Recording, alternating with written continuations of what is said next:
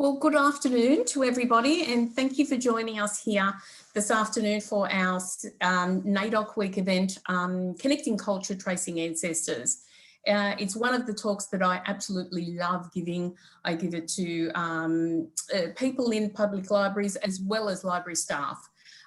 This afternoon, I have a guest presenter with me as well, Kerry Ann, who I have been mentoring for the last couple of months, about a year or so. And so she will be giving some of the slides as well. She's been doing a lot of really good work doing my information requests, my family history information requests, and she has a lot of knowledge. So I'm really happy to have her give me assistance this afternoon. So next slide, Kerry Ann, would be good. Kerry Ann will also be doing the slides for me because she's better with technology than I am. Today, as a result of COVID, of course, we are giving this presentation. I'm working from home, so I'm giving this presentation electronically. Today I'm on Cabrigal land, and it's really interesting. The image that I have to illustrate Cabrigal land is from Phelps from 1825. 1826 he drew this image, and the interesting part about this image is that each and every person in that image is named. It's really interesting because the gentleman who's sitting down there smoking a pipe, his name is Kurubin, and he's a very well-known Aboriginal apical ancestor from around the La Perouse area. So can you imagine having an image of your great from 1825? There he is, and that's what he looks like.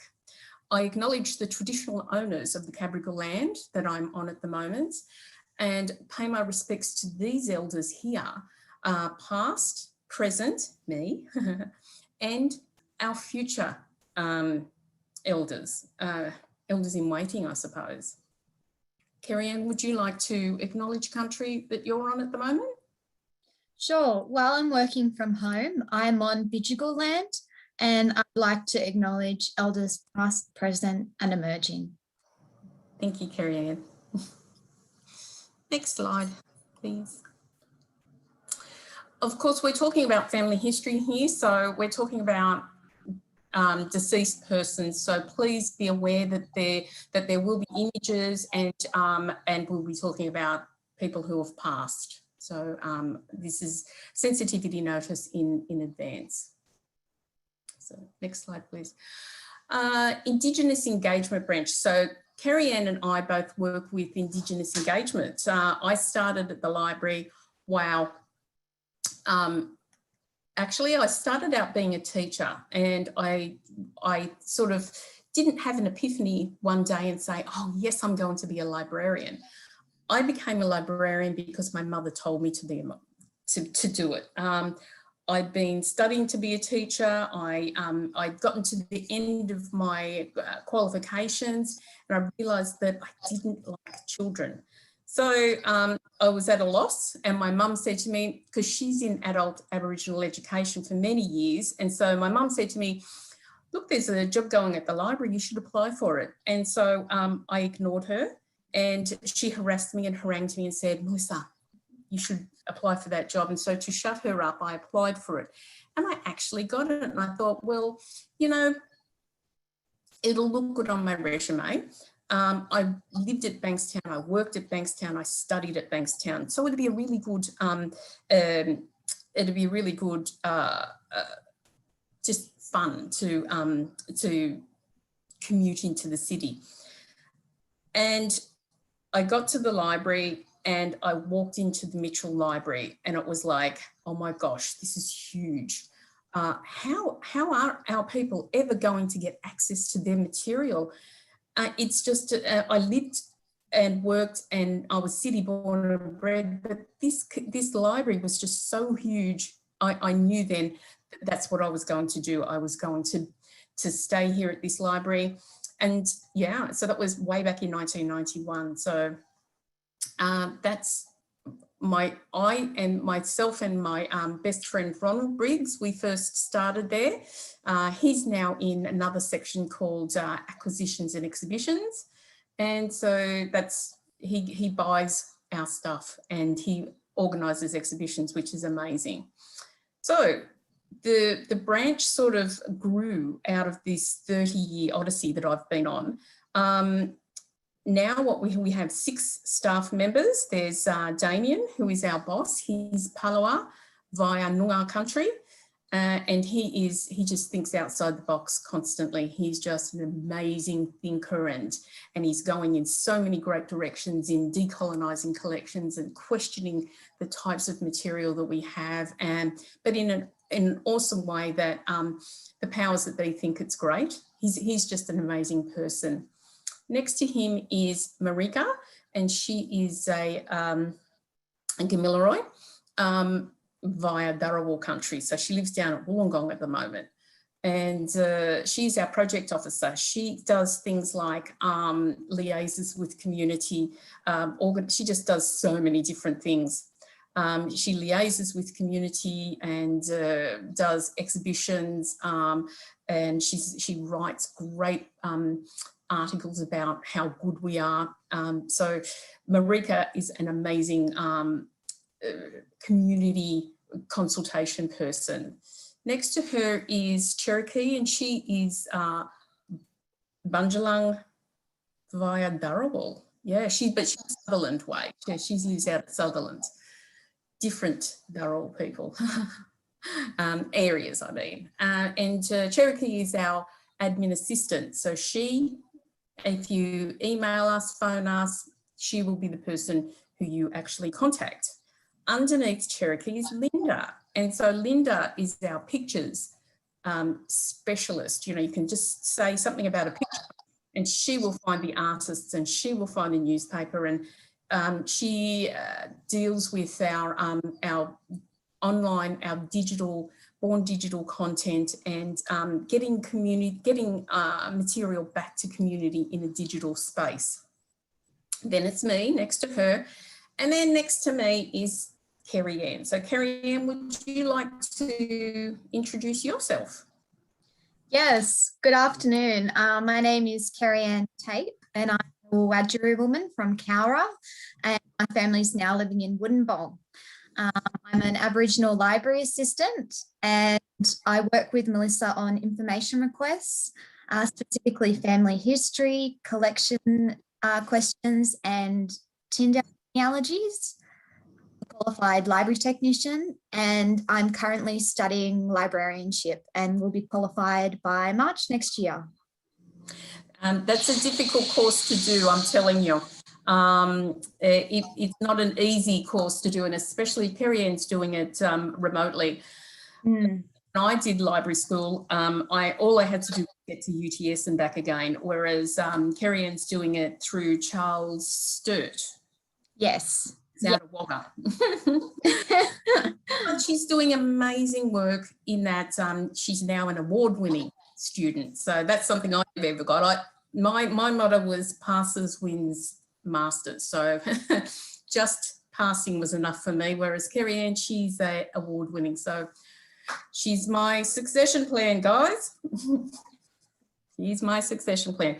So over the years that I've been at the library, we've developed into, these are the types of things, those 4 dot points: promoting the collections, liaising with communities, providing advice to State Library New South Wales as well as public library staff, and connecting with other government institutions, government departments such as Aboriginal Affairs New South Wales. And yesterday we had a very, very interesting meeting with the Registry of Births, Deaths and Marriages. So hopefully that can be fruitful, especially for the type of nerdy thing that Kerry Ann and I love doing. So over to you, Kerry Ann. Yeah, so we'll get started, Melissa. Yes. Okay, so why would you visit the library? So the State Library of New South Wales is the oldest library in Australia, and we provide a free service to the public of New South Wales. And we're a legal deposit library for New South Wales, which means that anything that's published in New South Wales must be sent to our library to be stored for perpetuity. We have an amazing collection of items that you will really not find anywhere else. So some of the items that we have in our collection are published material, and that includes books, newspapers, journals, and maps. And I'd just like to mention here that the reason we have legal deposit is to preserve the memory of New South Wales and its residents and history. And the State Library never culls anything in the collection. So we can preserve everything for future generations, which is essential. We also have pictures. We have millions of photographs, paintings, sketches, and artworks in the Mitchell Library. And usually the images of individuals are unnamed. So before, when Melissa mentioned that we know the names of the people in pictures, that's really significant. And that's the type of information that we want to get, but we can only get that information through connecting with the descendants of the individuals in the family. So yeah. We also have manuscripts. We have a large manuscript collection, and specifically with family history, some of our manuscripts include language lists, which are really helpful, and mission manuscripts as well, which Melissa will discuss later on in the presentation. So examples of manuscripts can include journals and diaries and ledgers, vocabularies, scrapbooks, drafts of books, recollections, research notes, and office files. And we have so many manuscripts that some of them are stored off-site.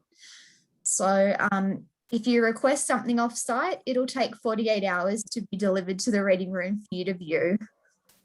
We have 14 linear kilometres of manuscripts. So that's a lot of manuscripts. Yes. And I should also mention that we are not a library that lends. So you can't borrow any of our items. You have to view them in the library. Okay. We also have oral histories. At the moment, we have Amplify, which is a transcription tool that we use. And the Indigenous collection on Amplify at the moment is Faith Bandler. And that's a very interesting oral history that you can even contribute to listen to the audio and transcribe it. So a lot of our volunteers do that work, and it helps us to enrich our collection. There's the Bringing Them Home oral history with the National Library of Australia, the Audio-Visual Archive at IATSIS, which is in Canberra. We have our Bicentennial Oral History Project, and there's also the Oral History Association of Australia. So that brings us to our online research guide.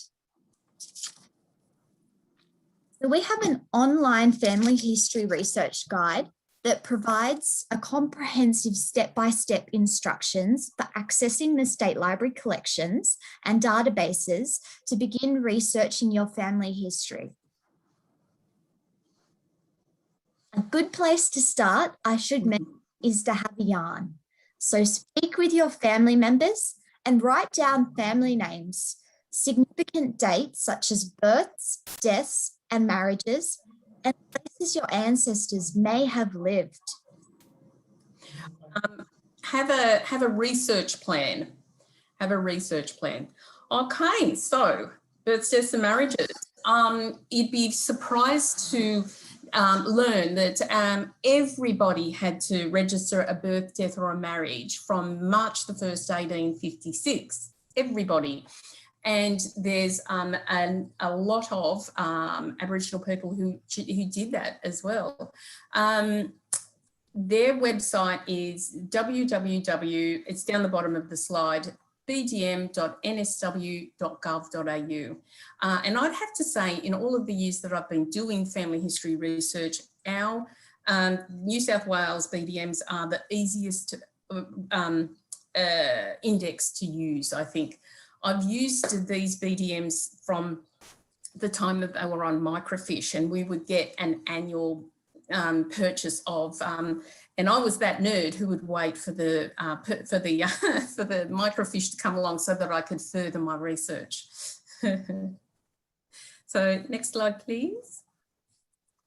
So there is a section on the NSW BDMs about Aboriginal and Torres Strait Islander issues. And it also, this is just a screenshot, but if you was to go this slide further down, it would tell you whether they could help you with confirmation of Aboriginality, which they, at this time, they can't. All they can do is give you the evidence that you then go to your peak body to go to get your confirmation of Aboriginality. So this is what the search page looks like. It is just so intuitive. It's either a birth, a death, or a marriage. So I'm going through a canned search here. So the next slide is, I did a birth search. Now my canny tip is that in the family name, I wrote Aboriginal. Then I just, you know, out of the blue, I chose Elizabeth to do that, to search that. And then right down the bottom, you have to put the a date range. Now you must do that.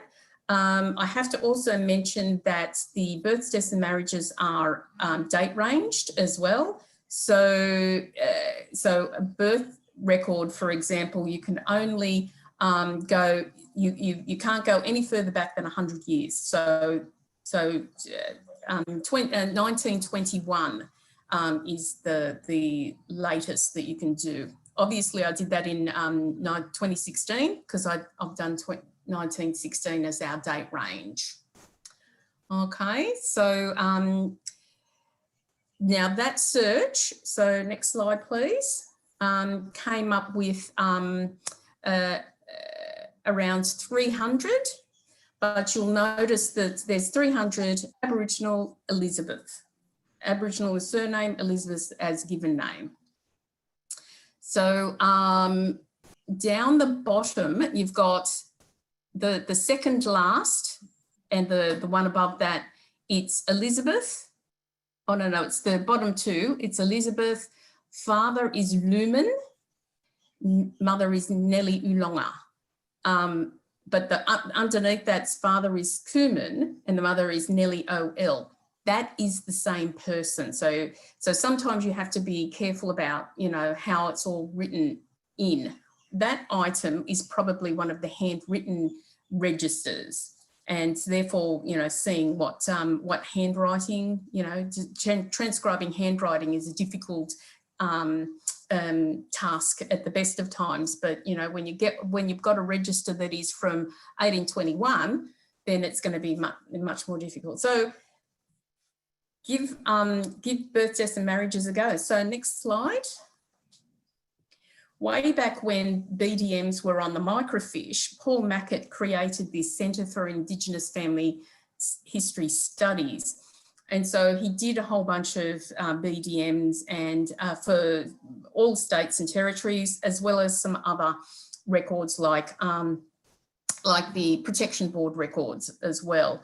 But on here, you can see that, and he sort of teased out the Aboriginal people that he believes are Aboriginal people. And you do get Elizabeth Kuman with Nellie O.L. from 1821. So that's sort of verified to me that, that Elizabeth was an Aboriginal person. This is an online, so it's at www.cifhs.com. It's an older database, so it doesn't have a search engine, for example. So you'll have to do that Control-C to try and find your person if they're mentioned on this. But it's a good intro into family history. So next slide, please. What is totally and utterly unique to State Library of New South Wales, though, as far as BDMs are concerned, are these church registers. Many of the Aboriginal reserves actually had a church on them. It was, and I will speak about it a little bit later when we're talking about missions and reserves, And so, of course, if there's a church, they would register a baptism, a marriage or a funeral. So in the State Library of New South Wales, we have a whole lot of these church records on microfilm. This image I love because Bobby Peters, he, as you can see, he had a walking stick. He was a born-again Christian. And so what he did was he walked around Darlington Point, his community, and he sort of asked for people for, he was crowdsourcing around Darlington Point to build himself a church. And so he finally made up enough money to build a church, and that's it there. But you'll notice that it's made out of hessian. And hessian doesn't weather very well. So very soon after the church was consecrated, it fell down, you know, a season or two later.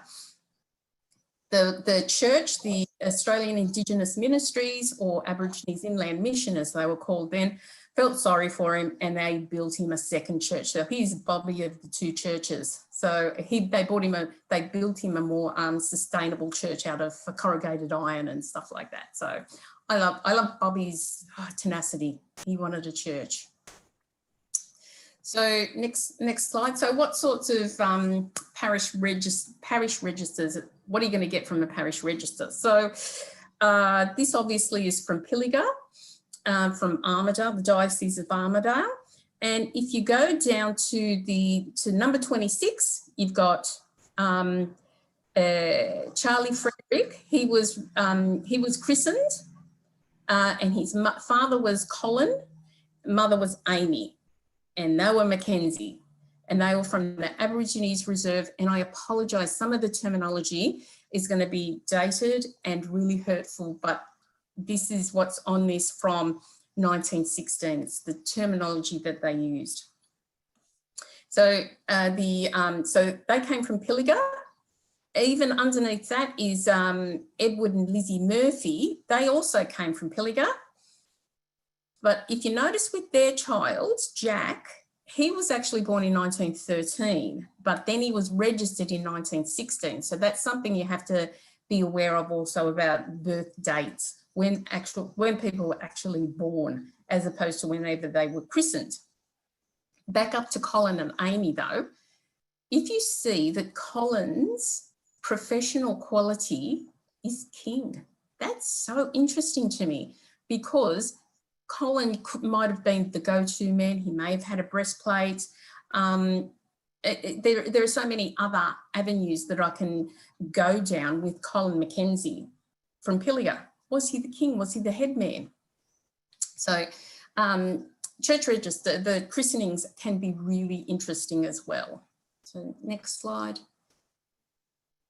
But I love marriage certificates. I love them. They give you so much information. So I really love them. Again, we're picking on Pilliga and the Mackenzie family. If you remember, their boy was born in 1916 and this is 1930. So there's about a 15-year gap. All right, so George Silk, and it's the Aborigines Mission Station at Pilliga. You can guarantee that if you're going to want your confirmation of Aboriginality, this is gold for you. So George Silk married Evelyn Mackenzie at the mission station. He was a labourer, she was domestic duties. He's a bachelor, she's a spinster. He's from Barradine and her birthplace is Pilliga. He's 32, but there's nothing mentioned for her. I wonder why. And then we get parents. So we're gone to 1930. We've got some parents here. And so that gives us back another generation. His parents are Mick Silk and Jane Walsh. Mick had passed away by this stage. And her parents are Colin Mackenzie and Amy Doolan. Now there's two lots of information in that section that's really, really important. And that is that Colin had passed away. So we've got this 15-year gap that we can look in births, deaths and marriages or church registers or obituaries or other places for Colin's death. The second bit of information that we get from there is Amy's surname. So she was a Doolan. Now we can look into and researching women who have married, especially from this date period, is virtually impossible. That's the good thing about this death certificate. What else do we have here? Now, we noticed that Evelyn doesn't have an age or anything. So what we can do, what we see down here is that on underneath on the first page, Amy was married, Evelyn was married at her mother's consent. So she was underage. Doesn't mean anything nefarious. It's just that she was under 21 when she married George.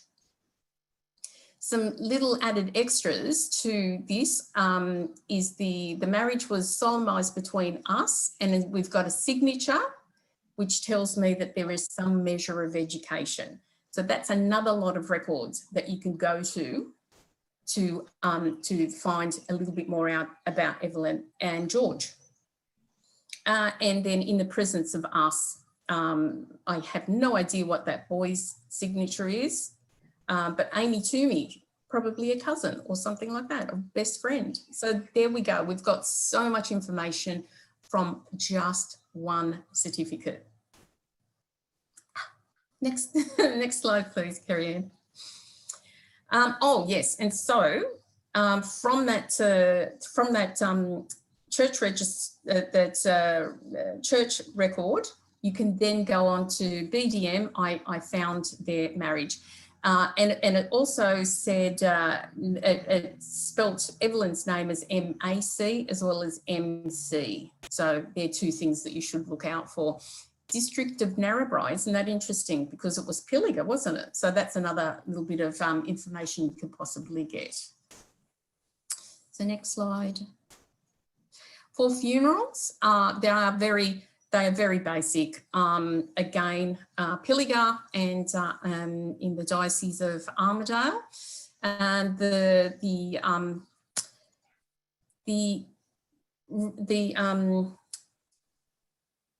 entry that I'm looking for is for Dolly Doolan. So Aborigines Reserve Pilliga, very sad. She was 23 when she died, but underneath that is Emmanuel Doolan, and 5 days, an infant. And if you can see right down the bottom, it says no services read, quite possibly because he was unchristened. So in my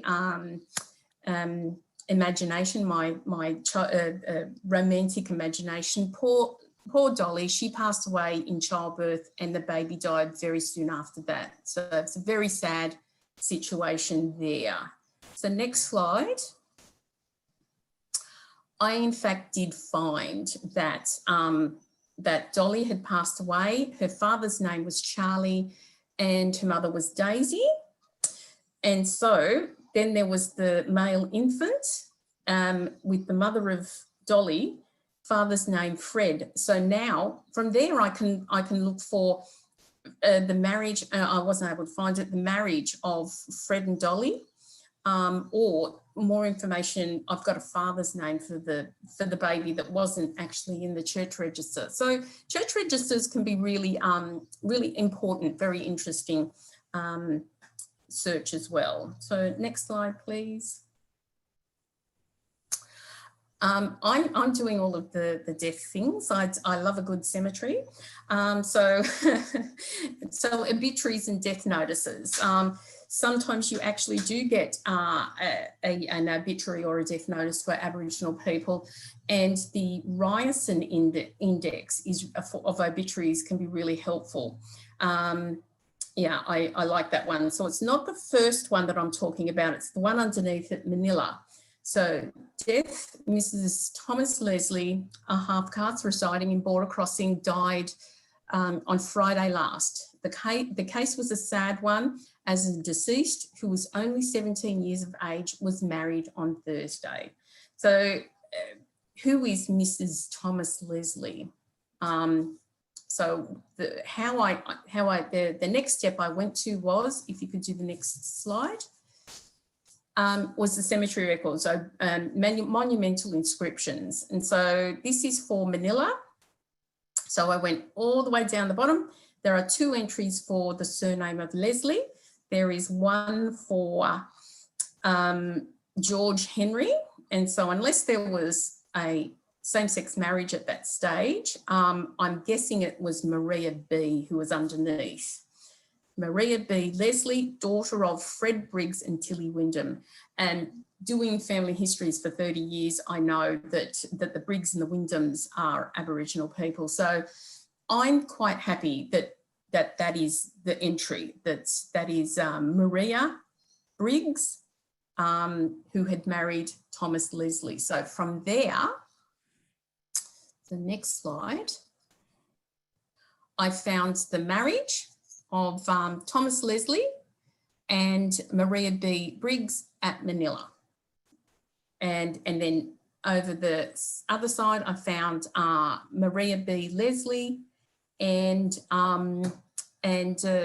Frederick J. and Tilly. So I found from an obituary and a monumental inscription, I found the actual certificates here. So next slide, please. Cemeteries. So Aboriginal people generally were allowed to be buried in cemeteries, in all of the cemeteries. They generally, because there are areas of denominations like Church of England, Roman Catholic, Jewish, Chinese sections, because Aboriginal people generally didn't belong to a denomination.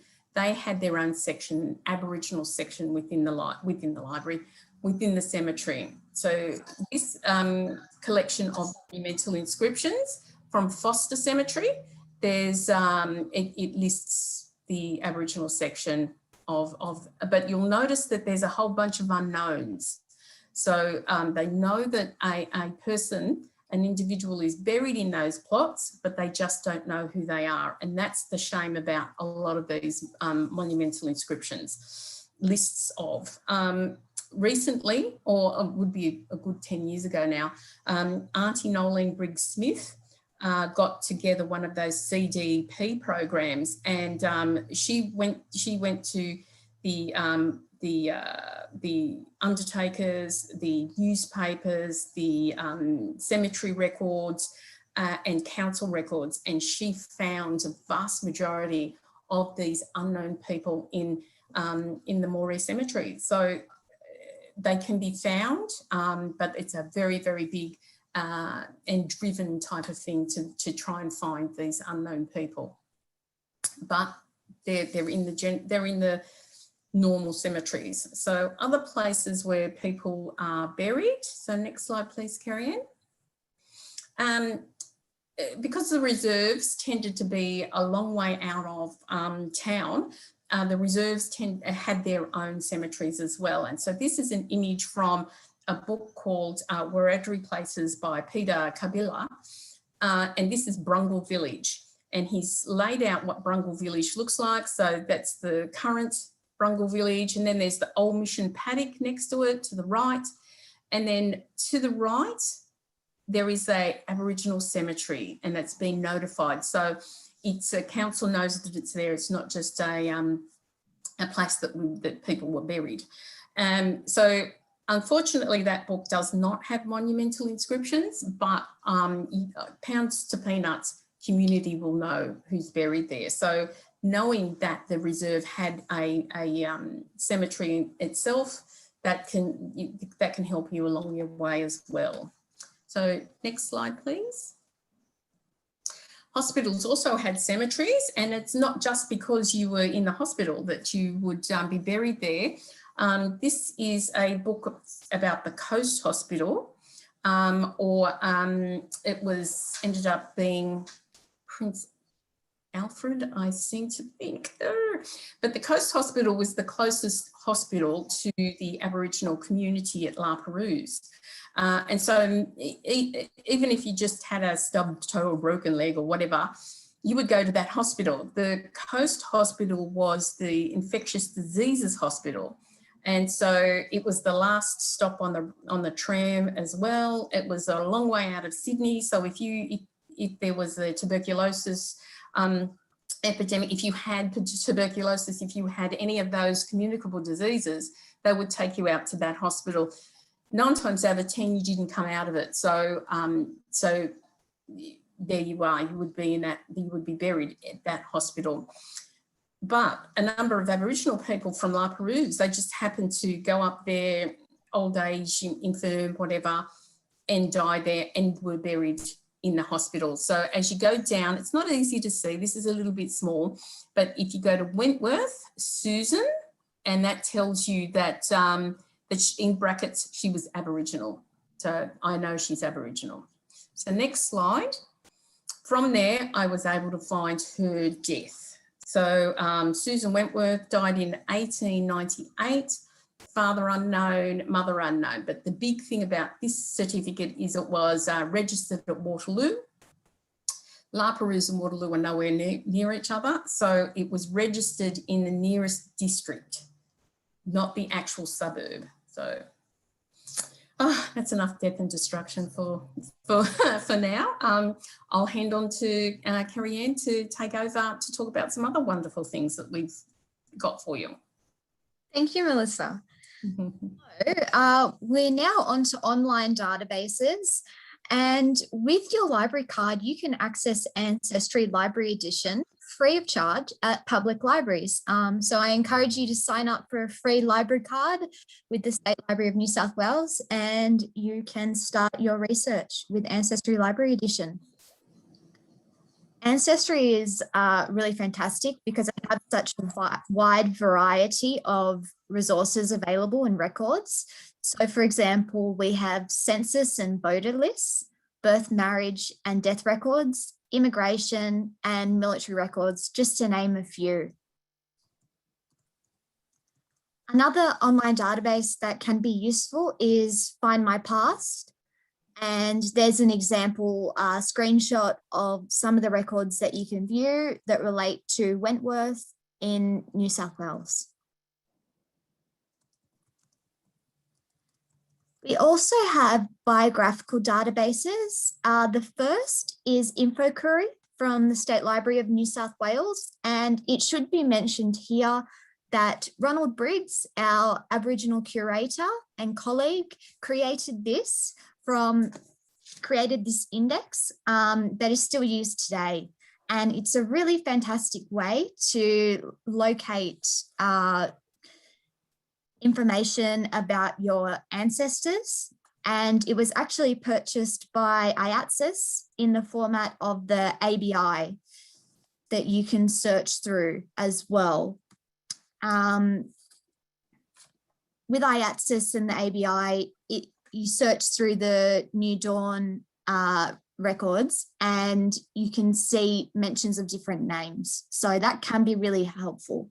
And sometimes you also might get a photograph of your ancestor that could help piece together the puzzle.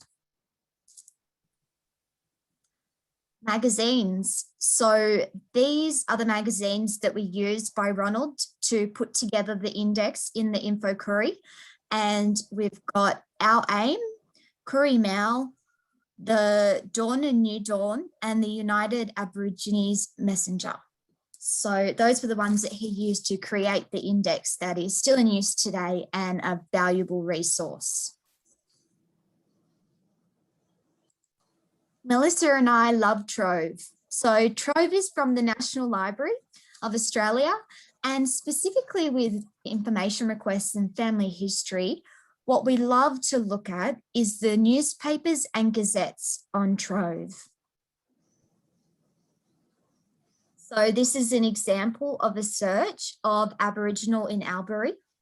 And you can see how many search results there are, 22,973 total records found. So there are a lot of articles that are available to view on Trove. Personally, I was able to do some family history research for myself using, in inverted commas, the name I was looking for. And that was a really great outcome. And we do that for others as well when we're trying to look for information, because a lot of the gazettes may include obituaries, announcements of marriages and births, and also can include sometimes criminal convictions. So our naughty ancestors can be located using the newspapers and gazettes on Trove. And I can say I have a naughty ancestor and he is there. Yeah. But also in the gazettes, you know, that's not just the naughty ones. The gazettes tell you about, you know, government employments as well. So if you're a police tracker, if you became a teacher, joined the railways, those types of things, you'll find them on the gazettes. So gazettes, I love a naughty ancestor too, but there's also for good things. Yes, definitely. And here we have an example from The Age, and it's on 1895, page 6, Death of an Old Aboriginal in Albury. So this is an example of a search that we've just put into Trove for Aboriginal Albury, and this is one of the examples that comes up. And it says, report from Narrandera states that Jack Mack, oldest Aboriginal in Riverina, died there the other night. Deceased was reported to be 90 years of age, and it is noteworthy that he was a total abstainer. He was born on Murrumbidgee near Narrandera and had clear recollection while settlers first came to that part.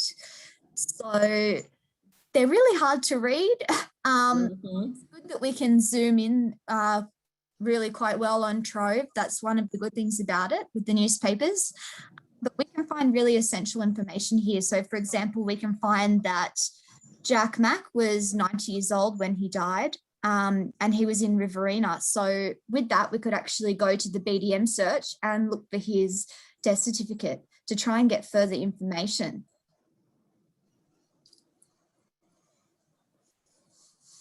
Okay, now we're going to talk about missions and reserves, and missions and reserves can be a really confusing thing for the state of New South Wales. Just very basically, missions were compounds that were established by the church to protect Aboriginal people, whereas reserves were established by the government. Now, the government, there were only like about 4 missions in New South Wales, in the state of New South Wales, many more in other states, but New South Wales. But what happened was the government established the reserves, and the church organisations said, look, we'll manage it, provided we can put a church on it. And that's what happened out at Darlington Point with my favourite man, Bobby Peters, Bobby of the 2 churches. So then, by default, because the mission is administering the reserve and there's a church, many of the reserves became known as the mission or the mish. So it's extremely confusing in the terminology, but you have to know this type of thing so that you know where the records are held. So the mission records, if it's a total and utter church compound, those records are held with the church, whereas the reserve records, regardless of who administered it, could be the police, could be a self-administering reserve, they are held by the government and therefore are with state records. I'll speak a little bit later. There's a whole lot of, Kerry-Ann will be speaking with us about state records and accessing those types of records, but reserve records, regardless of who administered it, held with the government. State Library of New South Wales have the papers of missionaries of 4 missions of New South Wales. However, is there another slide? Next slide. Oh, this is the list of missions. Of course, there's a Wikipedia presence. I know the person who created this presence.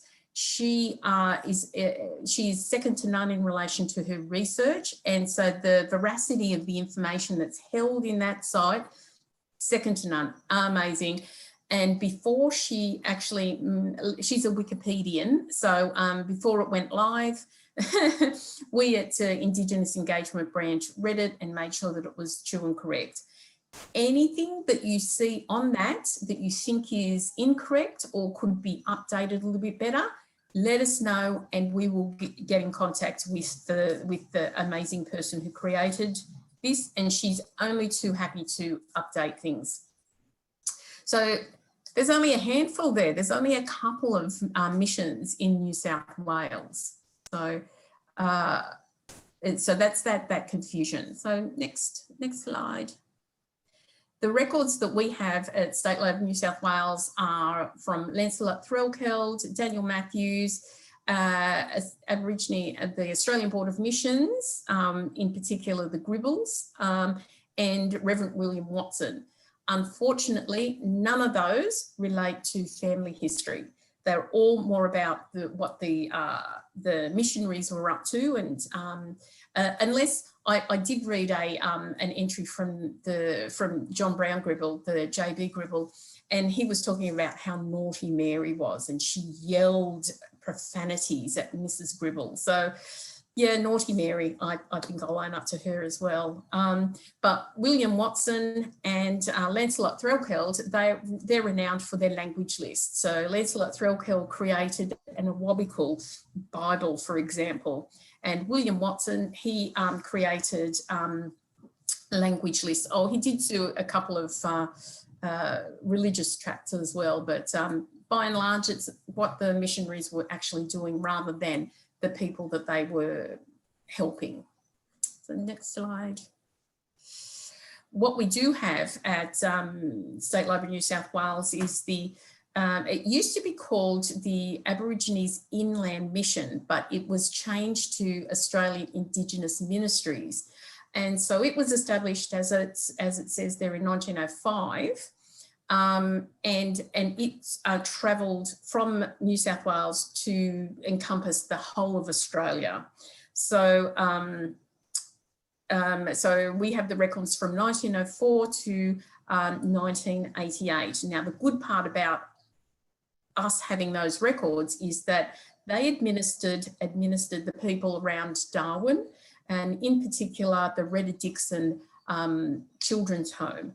When Cyclone Tracy barnstormed her way through Darwin, many of the records were lost forever. Photographs, church registers, everything were lost, except for the records that the AIM sent to head office, which was in Sydney.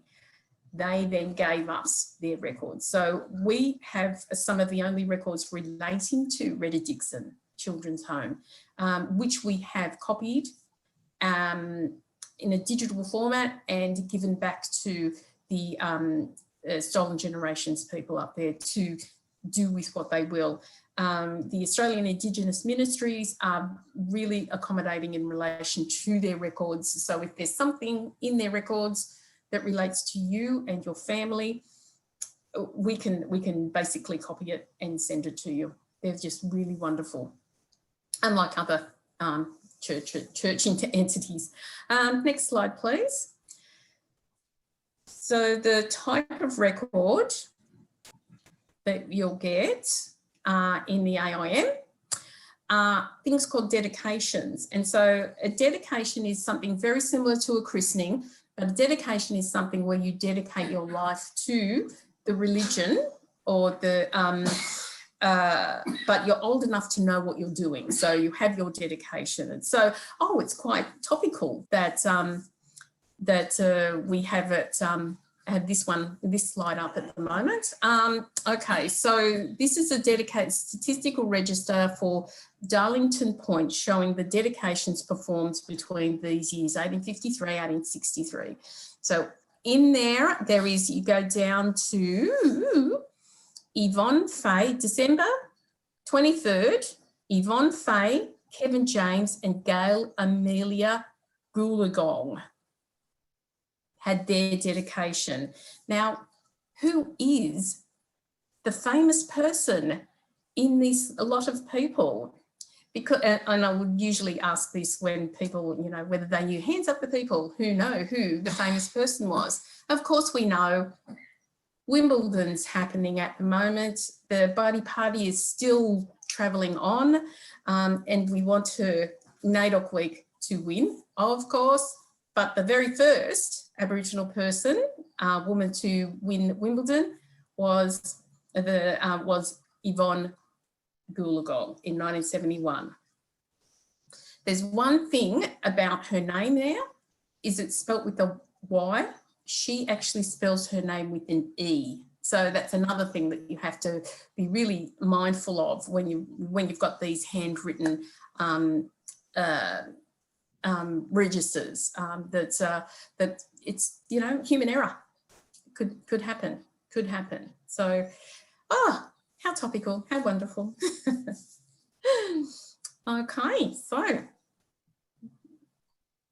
Okay, so government records. So there are a number of possible records that you could find that are government records from the state archives and records in New South Wales, such as the police, school, or jail records. I thought I'd share a candid story of a lovely gentleman I assisted with an information request. He knew that his grandfather was Aboriginal, but all he had was his name. And we were really lucky to be able to connect him with the state archives and records. And he was able to get the police records relating to his grandfather. And he got a photograph of him. And because when someone goes to prison, they get a full description and a photo. And within that document, the entrance to jail, it had his Aboriginality. So through that document the gentleman was able to obtain, he was able to go to a local Aboriginal land council and confirm his Aboriginality. So that was a really fantastic outcome, and also showed us what other government records exist that can assist people. And sometimes if we can't find that information, we know where we can tell people to go to get that information and help them access those records. So those are some of the records that you can access at www.records.newsouthwales.gov.au. So this is from the State Archives and Records website about the Aboriginal Welfare Board, which operated from 1883 to 1969. And it is now, the documents from the Aborigines Welfare Board is now available through Aboriginal Affairs, which is the next slide, through the Family History Service. So these are the records from the Aborigines Welfare Board, and you can contact Aboriginal Affairs to help you in doing your family history research. They have a lot of records that may relate to your ancestors, and you can complete an application. Especially individuals who are in foster care or have been adopted. This is a great service to utilise because they may have family records regarding your yourself and your ancestors. I had a question about the Welfare Board and the Protection Board records. So I hope that has answered that question about the Welfare Board papers. Yes, so if you want to access those records, please go to Aboriginal Affairs and lodge an application for those. Okay, so again, the Aboriginal reserves, there were hundreds of reserves or stations or communities or settlements that were established by the Welfare Board, Protection Board for Aboriginal people.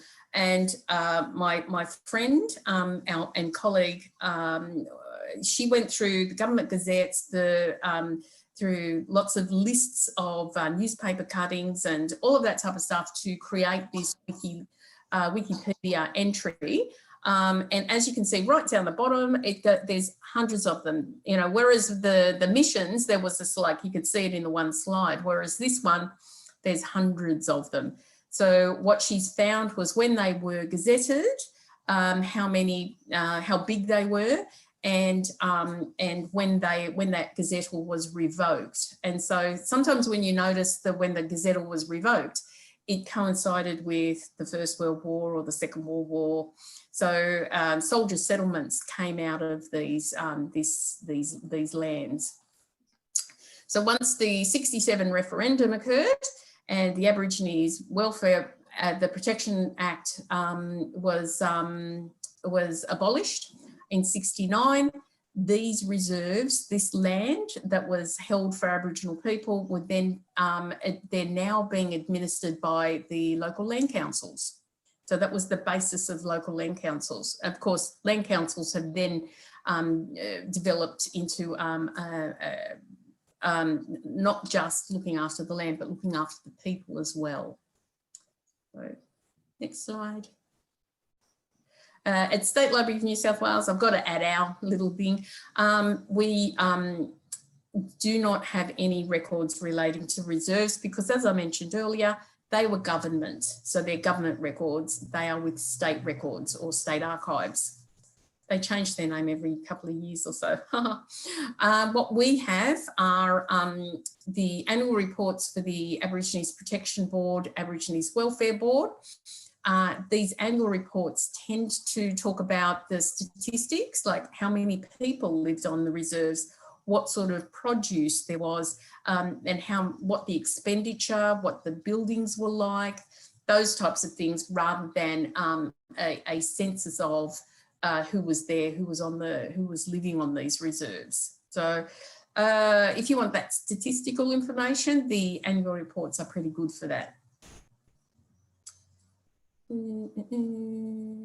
But another thing that we have at State Library are these New South Wales Government Gazettes. And as I mentioned with that Wikipedia entry, it tells you which parish, which subdivision, all of those types of things. So for Wednesday, the January the 18th in 1899, reserve from sale for the use of Aborigines in the Eastern District, land districts of Murrurundi in the county of Pottinger. So what does this mean? So so what does this mean? Next slide, please, Kerry-Ann.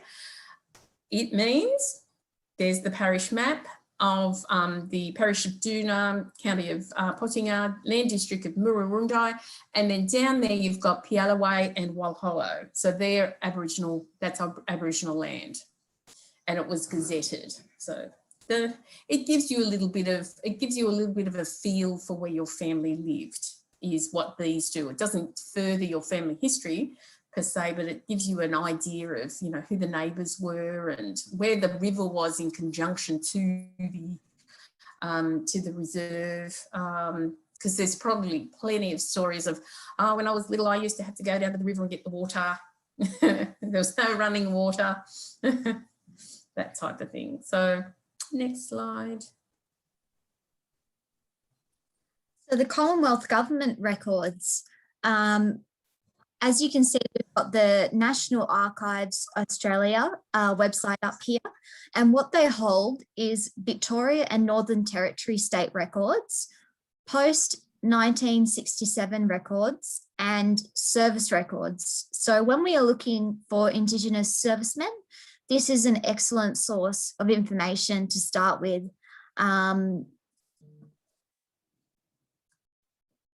Here we go, onto a record search on the National Archives. So pre-Federation records are available with the State Archives, and post-Federation records are available with the National Archives. So we have a record search here with the National Archives, and it is for John Leslie Locke, who was a serviceman, number 66778. I think I'm a bit blind, so I'm hoping that's correct. That's it, yep. And we can, yes, and we can see his Australian Imperial Force attestation paper for the enlisted service abroad. So you can find a lot of fantastic information on the National Archives, For one, you can find the next of kin, and that's really essential because sometimes when you're researching someone, you might not know who their parents are, and their next of kin may be listed on there. And you can also see physical descriptions of the individual, which may provide some information about whether they were Aboriginal or not, which is really fantastic. And Well, just pop back one. Yeah.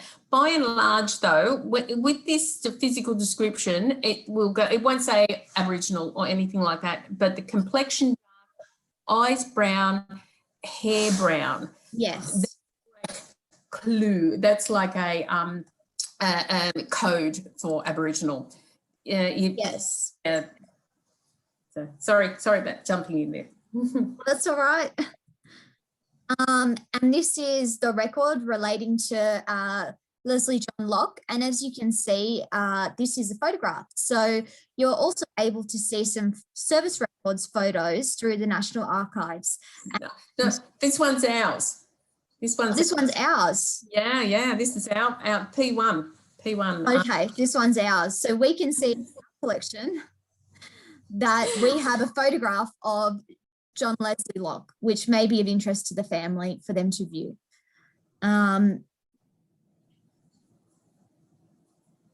Service records. So another great source of information is the Australian War Memorial, because they have a lot of information about Indigenous war veterans. So when we think we may have someone who may be Indigenous, so for example, in their service records, it shows that they had brown complexion, brown eyes, brown hair, for example, we can send an information request to the Australian War Memorial and we can say, hello, we think this person may be Indigenous. Are you able to have a look at their service records to gather further information or any photographs that are on file?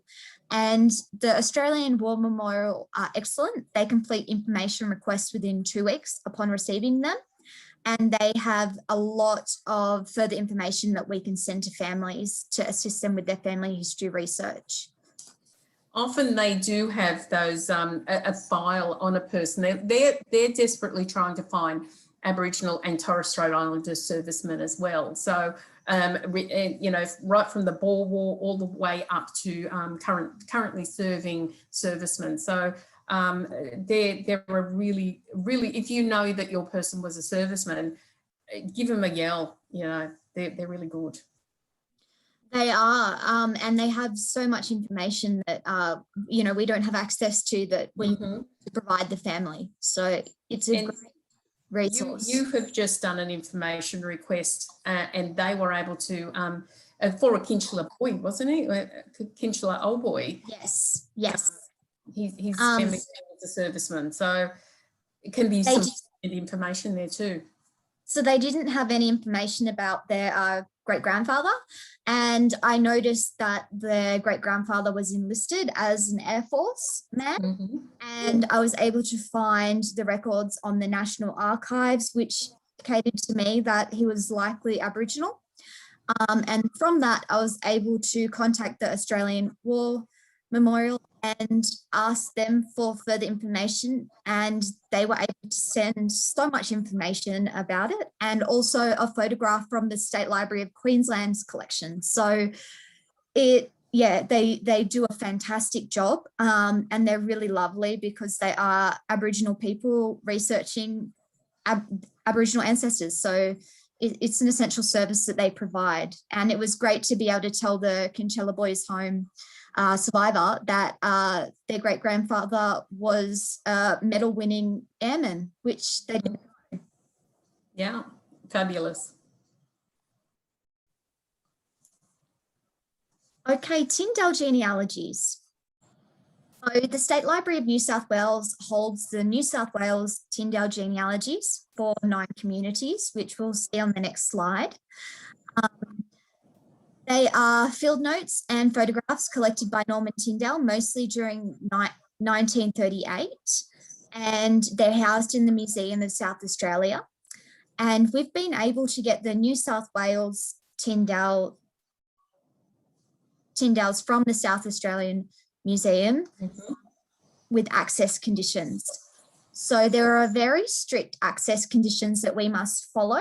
And we have an online index to the surnames for you to have a look at and see if you think that it might be someone that's in your family. And once we do a little bit of a reference check by having a look at a family tree and discussion with you to confirm who your ancestor you're looking for on the sheets may be, we can have a look at it. And if it's a match, we're able to send that sheet to you, which can provide a lot of information. Some of the types of information on that sheet can be a little bit upsetting. During that time, they use quite offensive language, such as half caste, a quarter caste, measures of Aboriginality, which, as we know, is extremely racist and not appropriate. But it goes back to the time, and Norman Tindall was not an Aboriginal person. So yeah, he was trying to capture the genealogies within New South Wales communities and the age range of people. And we also have some photographs of some of the individuals mentioned in the Tindall genealogies. So if we find someone who sends a Tindall request and we have a photograph of their descendant, we're also able to send that to them, which can be fantastic because that might be the only photograph they have of their ancestor. So the Fred and Eric Craigie are our colleague Ronald Briggs's uncles. And so he remembers them as older men. And so to see them, an image of them as young boys was just absolutely a heartwarming thing. So Ronald gave us permission to actually use these images on. So this is the type of thing that you get as a Tindall photograph. And these are the communities that we have the sheets of for New South Wales. So we've got Boggabilla, Brewarrina, Kamaranja, Kempsey, Menindee, Pilliga, Walgett, Bolliger Lake, and Wollongong. And as I said, we've got the surname index, which you can have a look through to see what name you're looking for. So, and this is a representation of the Tindall. I've blurred it right out so that you can't see actual individuals, but this is the type of spaghetti type of thing that we have to tease out to ensure that other people's privacy isn't being infringed upon, but you can get access to a sheet that belongs to you. So, and we have a great working relationship with the State Library of Queensland. And I'm just thinking about one I recently completed for a Kinchela Boys Home survivor. He didn't know that apical ancestor was in the Tindall genealogies, and I was able to see on the State Library of Queensland's catalogue, because they have the Tindall, the individuals in the Tindall index indexed on their catalogue, that they had a sheet for his ancestor. So I was able to put them in touch, and he was able to get that sheet. So that was a really good outcome for him to know more about where he came from and his ancestors. Some of the really good information you can find on the Tindalls as well is sometimes you get language groups and moieties and cultural affiliations. So, so with the bad, with the terrible, you get some really good information. I've been able to do 7 generations of my family on one sheet of Tindall. So sometimes they're bad, sometimes they're good.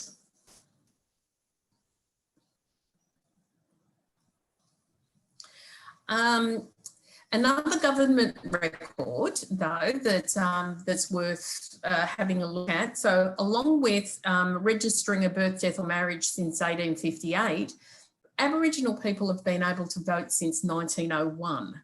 And so the 1967 was not when we got the vote.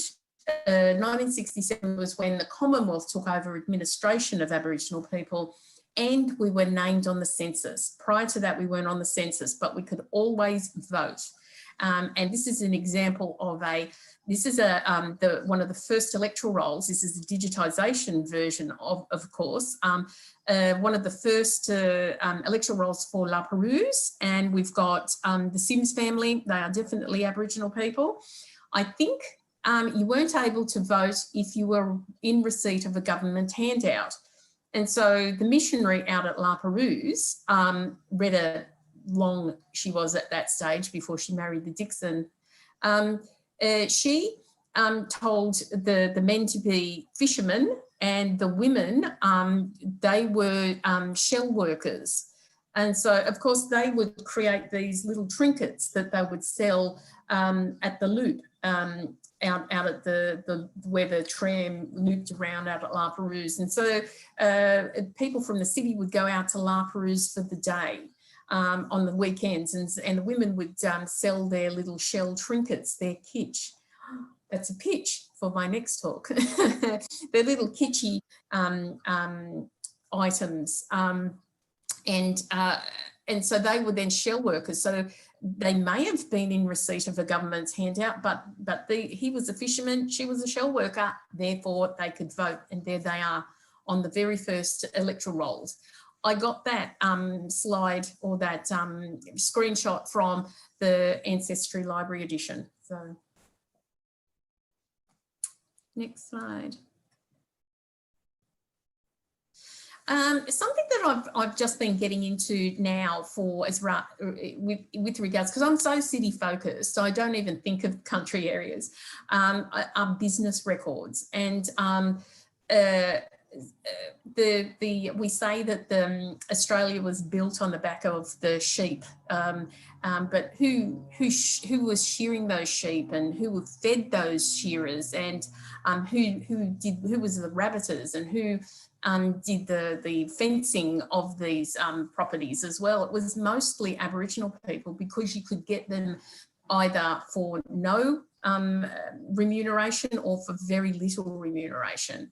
So Aboriginal workers were good value, and there were at least 3 communities that I know of that the squatter came in and said, okay, Aboriginal people are good workers, we will create a community for them to live at.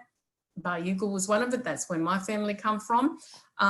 There was a place called Bassendean up near Glen Innes. I'm thinking Inverell, up at Inverell, and also down at Coolangatta Estate, down at Berry, and around the Nowra area. So we hold the papers of the Berry and Hay estates, and there is an actual photograph, a photograph album of all of the workers, and dotted in there as equals are the Aboriginal people who work there, and they're really well-known people from that area. Business records are really good value as well. Heather Goodall, for example, we don't have the original records, but she did the Murray Lands research project, where she went out to around Riorana, Angledool, New Angledool, around Collywongal and around those ways. And she photocopied with its oldie worldy technology. So she photocopied the business records. They don't say Aboriginal, but we know that they are Aboriginal people who work there. And so, so we have those records at State Library as well. So we've got lots and lots of business records as part of our manuscripts collection, but other institutions that hold business records are National Library of Australia, they definitely have them, and the Noel Butlin Archive Centre, that's at ANU, Australian National University, as well as the University of New England. As far as business records are concerned, a friend of mine, Michael Bennett, who worked for NTS Corp, he found some business records relating to a family member of mine and he was a naughty boy. So yeah, so you always love hearing that. Somebody with character is the way I put it. So business records, you should give those a go as well. So, next slide, please, Carrie-Anne. We're probably coming to the end shortly. So, other institutions within New South Wales that you could go to, like we have absolutely everything at the State Library of New South Wales, but there may be some other places that you can go to. Link Up New South Wales will give you assistance if you were if you are a person or a family who was taken away from their family as a result of government intervention. So Link Up won't do your family history for you, and they're mostly about reconnecting people who were taken away. So if you know that you are part of Stolen Gen or were taken away, they are the people to go to. NTS Corp, NSW, are native title services. So if a community has a native title claim in, it's up to NTS Corp to do the family history research, because you've got to prove continuity on the land, and the best way to do that is through your genealogies.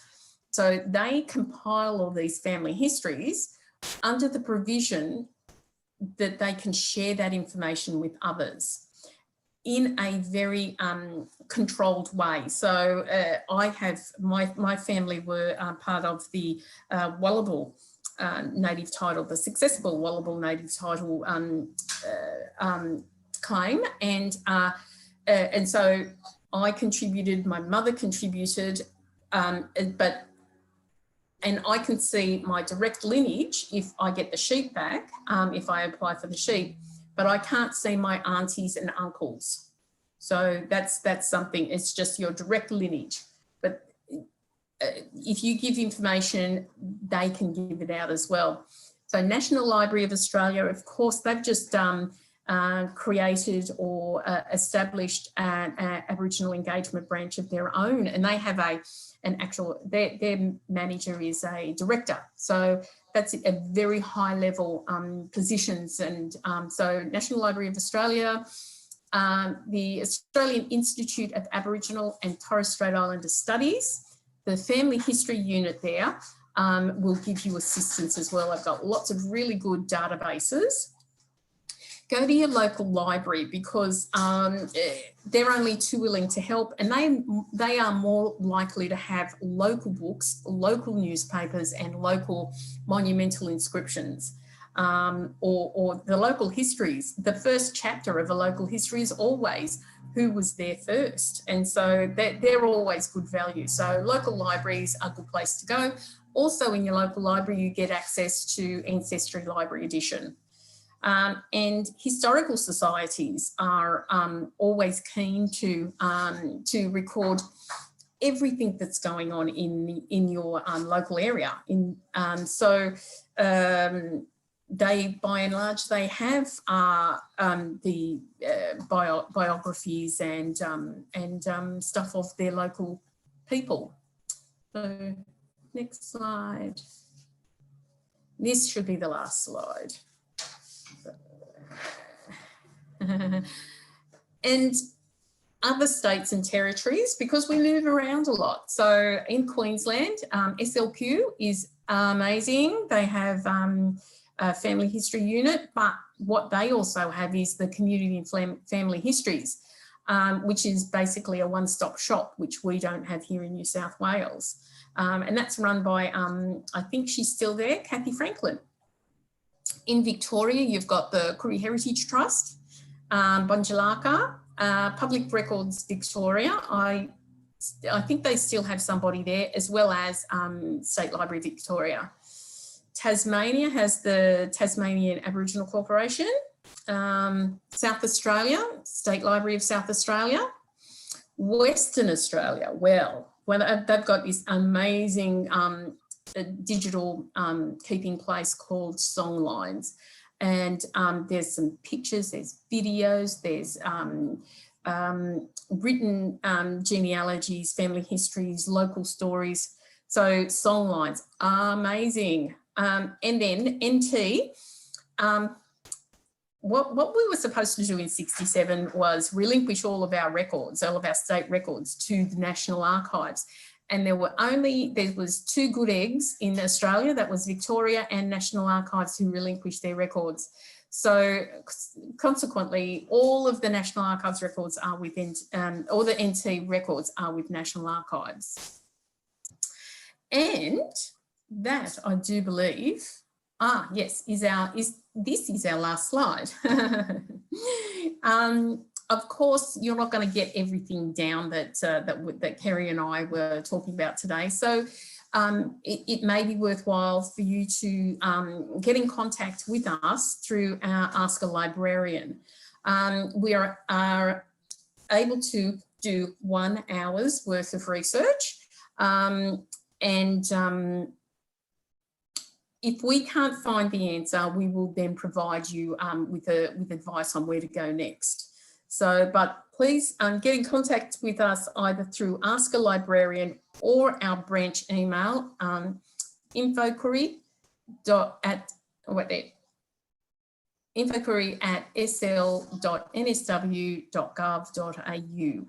So, and as I mentioned right at the beginning, Cherokee will be answering those emails and passing them on to either Kerry-Ann or myself. And we look forward to giving you assistance with doing your family histories.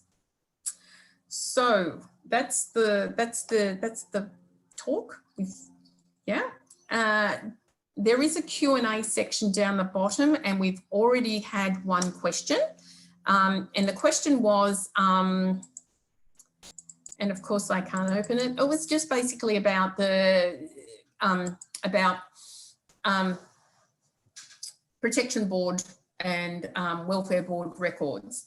So being a good officious government, if you're a government entity, you have to fill in annual reports and you have to account for you know, purchasing this and buying that and doing all these different things.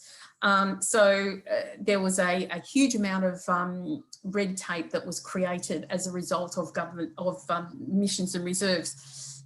Also, as part of the Welfare Board, you had to apply to have an exemption certificate. So all of the paperwork, to get off a reserve, you needed to have this dog tag, as we used to call it, an exemption certificate. My mother used to play with her father's one, and it was because it was a folded piece of paper, and she used to flick it out, and you know, I'm the police officer, and here's my. So you had to carry this exemption certificate around with you at all times. You could be challenged as you were walking down the street. If you didn't have your certificate, you could be arrested. So the applications for those exemption certificates are quite telling as well. So it's, you know, it's got a whole lot of really good family history information on it. Who is your wife, your children, your who do you work for? You know, there's a lot of, if you go beyond the hideous nature of having to have a certificate, the family history information you get on those are amazing. And again, the Welfare Board have those. So those records were then, in 69, when the Aborigines Protection Act was abolished, those records went to Youth and Community Services. And after Youth and Community Services, it then went to Aboriginal Affairs New South Wales. So some of the records are still held with the Aborigines Welfare Board, but some of them are still with the Youth and Community Services. So it is a tangled web where they are. And hopefully I've explained where you find those records. So Kerry, there are no other questions. Kerry-Ann, is there anything else that you would like to say about family history, about doing family histories? I'd say one website that I particularly like is Find and Connect. That's a good one because it lists a lot of the records, and so for example, hospital records, and how you can access them. So they've got some access conditions, also with foster care homes that now potentially don't exist. You can find out how to access those records through Find and Connect. So I find that website really useful. I would say that we love doing your information requests. We don't spend an hour on them. We really don't. Sometimes we spend a whole day on them because we want to do the absolute best job that we can for you. This is an essential service that Melissa and I provide, and we do the family history research in the branch, and we absolutely love doing it. It's the best part of our job, I'd say, wouldn't you say, Melissa? Yes, yeah, we absolutely, I can get lost down a rabbit hole of trying to assist somebody find out. Yes. So I have another question here. How successful is it for adopted persons with very limited information, such as the birth mother's certificate and no family name in father's name in finding their mob? I'll refer that one to you, Carrie-Anne. So you have a very special story to tell. So I'm adopted. I also only knew my birth mother's name. My birth father was unknown on my birth certificate. So I had to wait until I was 18 years old to access my adoption records in Ashfield in New South Wales. That's where they're kept, the post-adoption records. And you can apply to view your records. I do want to stress with this, it can be extremely distressing viewing records about yourself as a child. But within that file, there is key essential information that you may not have had access to before. And you can take copies of that information. So you can apply for this information. I mean, it sounds ridiculous that you have to apply for information about yourself. I really do understand and empathize with that, but you can apply for that information. And often if you are adopted and you're an Aboriginal person, they have a lot of information about you on your file that you can use.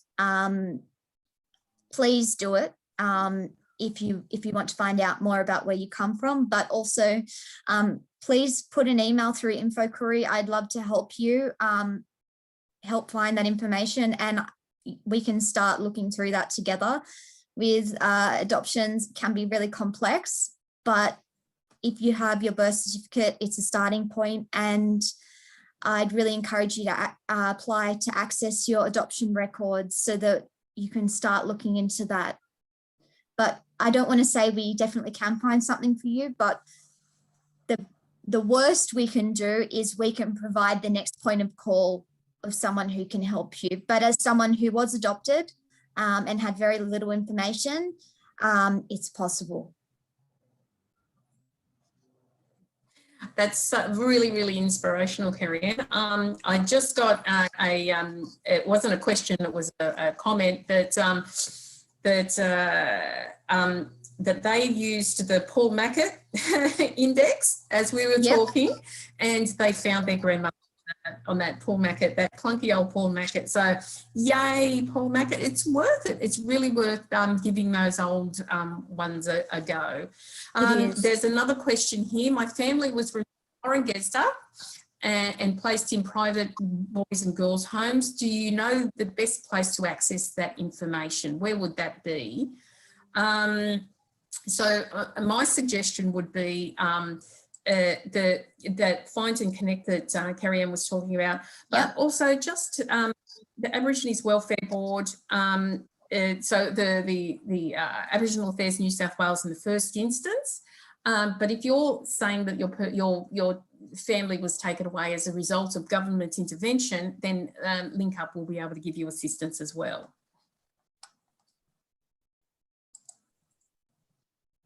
And you've got to thank you very much about the adoption information, Carrie-Anne. So it is our pleasure. I'm speaking on your behalf. Okay. There are no more questions. So you all get an early mark. If you come away from our talk with only knowing that we exist and we are there to give you a hand, then it's a successful preso from both Kerry-Ann and myself. We are here, and Yep. we love doing family histories, and we know a little. We know a thing or two. Not everything.